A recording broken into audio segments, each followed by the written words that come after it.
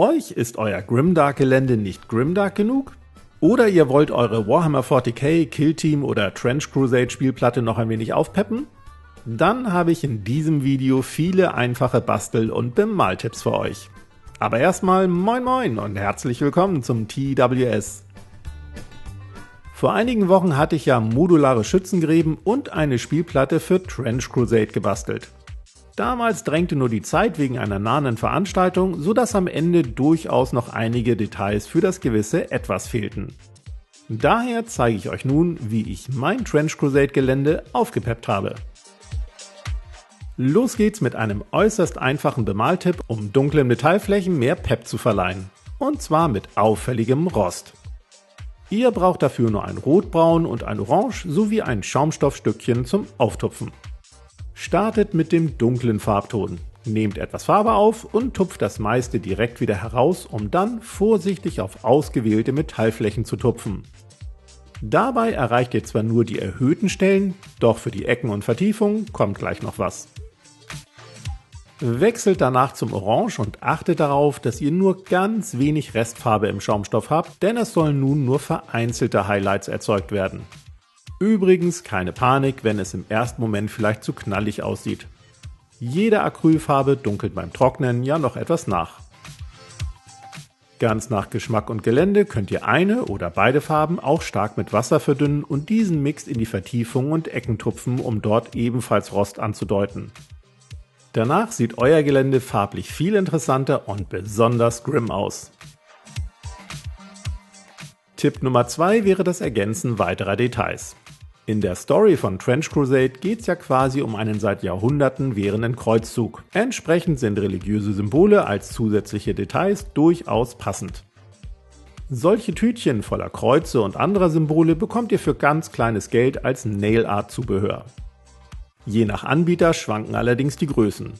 Ich habe euch diese beiden Sets in der Videobeschreibung verlinkt, so habt ihr entweder größere Symbole für euer Gelände oder kleinere zum Kitbashen eurer Miniaturen. Klebt die Symbole dann auf zusammengerolltes Klebeband, um sie mit einer Sprühgrundierung zu grundieren.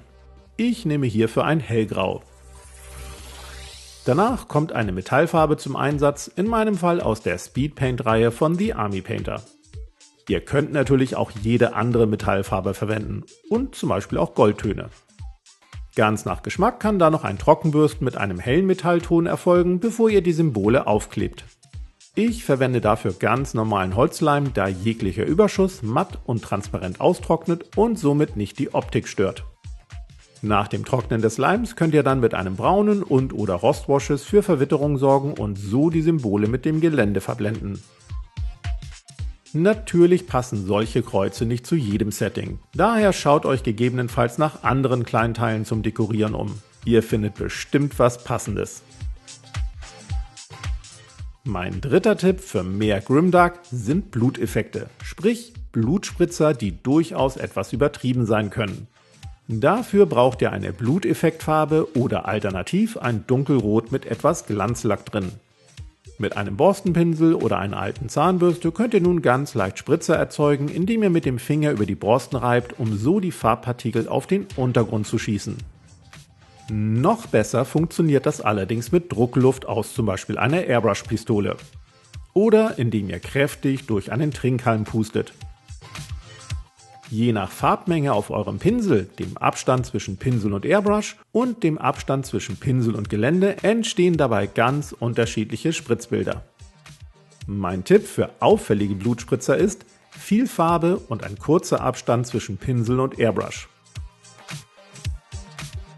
Die Inspiration hierzu stammt übrigens von Leif vom Kanal Devs & Dice, wo ihr jede Menge Geländeinspirationen zum Spiel Mordheim findet.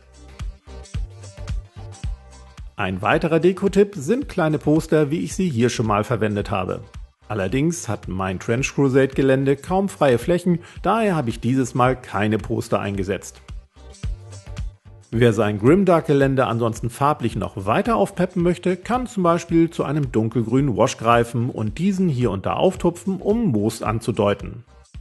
Oder feines Turf aufstreuen und fixieren, um so Moos und etwas Grün darzustellen. Ich wünsche euch nun viel Spaß beim weiteren Gestalten eures Grimdark Geländes bzw. eurer Trench Crusade Spielplatte. Wir sehen uns dann nächsten Freitag. Bis dann.